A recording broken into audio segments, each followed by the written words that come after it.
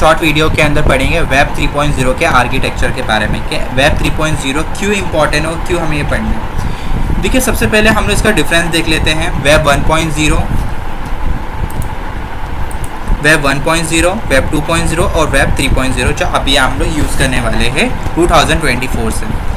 तो देखिए जब वेब 1.0 आया तो हम जब डेटा को सिर्फ रीड करते थे, ओके, ये जैसे कि बहुत से पहले ज़माने में ज़्यादा कर है ना, इमेजेस डाउनलोड की जाती थी, सिर्फ डेटा को देख सकते थे गूगल के थ्रू, याहू के थ्रू। पर जैसे जैसे वक्त बदलते क्या वेब 2.0 आ गया और उसके बाद हमारा जो डेटा था वो सेंट्रलाइज हो गया। जैसे कि इंस्टाग्राम, फेसबुक, ये सब पे, ये सारे प्लेटफॉर्म पे हम आने लगे और हमारा जो डेटा था वो क्या हो रहा है, चोरी होने लगा।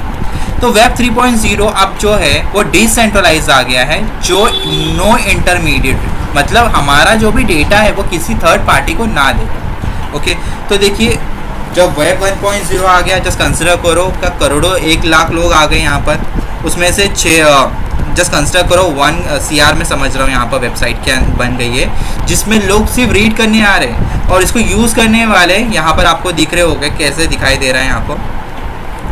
सेकेंड 2.0 में वक्त बदल गए, यूज़र्स बढ़ते गए और वेब 3.0 में और यूज़र बढ़ गए। इससे प्रॉब्लम क्या हुआ, जब भी कोई भी वेबसाइट पे हम जाते थे वो हमारा एड्रेस, हमारा ईमेल आईडी, हमारा फ़ोन नंबर और हमारे जो वेबसाइट के अंदर जो भी हम कुछ कर रहे हैं वो थर्ड पार्टी के पास चले जाता था। जैसे एग्जांपल के तौर पे कभी भी हमें ट्रू कॉल से या कहीं से भी कॉल आते हैं, फ्रॉड्स कॉल आने लगते हैं, तो ये जो फ्रॉड्स जो होते हैं उनके पास हमारा नंबर जाता कहाँ से, हमारा फ़ोन नंबर आता है, वो हमारा रियल नाम यूज़ करते हैं, हमारा ईमेल आईडी पे मेल भेजते हैं। ओके, तो ये पॉसिबल कैसे है? तो ये 2.0 में जैसे ही हम लोग इंस्टाग्राम या फेसबुक का हम यूज़ करते हैं, स्क्रॉल करते हैं या कोई भी क्लिक करते हैं तो हमारा सारा इंफॉर्मेशन उस ऐप के थ्रू इन अनजान कंपनियों में चला जाता है। और इसके रिपोर्टिंग के हिसाब से फेसबुक पे ऐसे बहुत सारा जो डेटा है जो इलीगली लोगों तक बेचा जा रहा है बहुत बुरी तरह से, जैसे कि आपको मेरे स्क्रीन पे दिख रहा होगा। गवर्नमेंट की वेबसाइट का भी डेटा लॉस्ट हो रहा है और कोई थर्ड पार्टी के पास जा रहा है और उसका मिसयूज़ हो रहा है। तो इसका एक ही चीज़ है कि हम लोग वेब 3.0 से आ गए तो वेब 3.0 से वो जो थर्ड पार्टी एक्सेस है वो बंद कर देगा। अभी हम लोग एक एग्जाम्पल से हम लोग और जानेंगे, जैसे कि ब्रांड एम्बेसडर। देखो कोई भी ब्रांड जो रहता है वो कोलैब करता है किसके साथ, जो भी क्रिएटिविटी जो करता है, जैसे कि यूट्यूबर में जो भी डांस कर रहा है या अपने मूवमेंट के थ्रू लोगों को इंटरेस्ट दिखा रहा है, तो ब्रांड उसके साथ कोलैब करने की कोशिश करेगी। पर जो भी वो बंदा जो कंटेंट बना रहा है वो कोई प्लेटफॉर्म का यूज़ कर रहा होगा, हो सकता है वो फेसबुक का यूज़ कर रहा है, हो सकता है वो गूगल का इस्तेमाल कर रहा है, वो इंस्टाग्राम का, यूट्यूब का या ट्विटर का इस्तेमाल कर रहा है। बट पॉइंट ये है कि वो अपना 100% कंटेंट दे रहा है, बट उसे कितना अमाउंट मिल रहा है। देखो जो भी आप यूट्यूब पे या कोई भी सोशल मीडिया पे आप जाते हो तो आपका जो डेटा है वो आपका नहीं रहता। 2.0 के पॉइंट ऑफ व्यू से मैं बात कर रहा हूँ, याद रखना 2.0 से। तो जब भी जो भी यूट्यूब पे जो डेटा या कोई भी सोशल मीडिया पे आप डेटा अपलोड करते हो वो कंपनी आपके डेटा को डिलीट कर सकती है और रिमूव कर सकती है।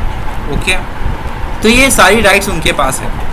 जैसे कि आप जो भी रेवेन्यू कमाते हैं यूट्यूब के थ्रू, तो यूट्यूब के थ्रू जो भी कुछ कमा रहे हैं आपके पास सिर्फ 45% ही आता है, बाकी का सारा प्लेटफॉर्म और उसके सारे चार्जेस वो रिमूव करता है। बट इसी को कम करने के लिए हम लोग जैसे कि जो सेंट्रलाइज जो डेटा होता है वो हमारी ओनरशिप ले लेता है, हमारी प्राइवेसी ले लेता है, हमारी अर्निंग पावर भी ले लेता है ये प्लेटफॉर्म के थ्रू।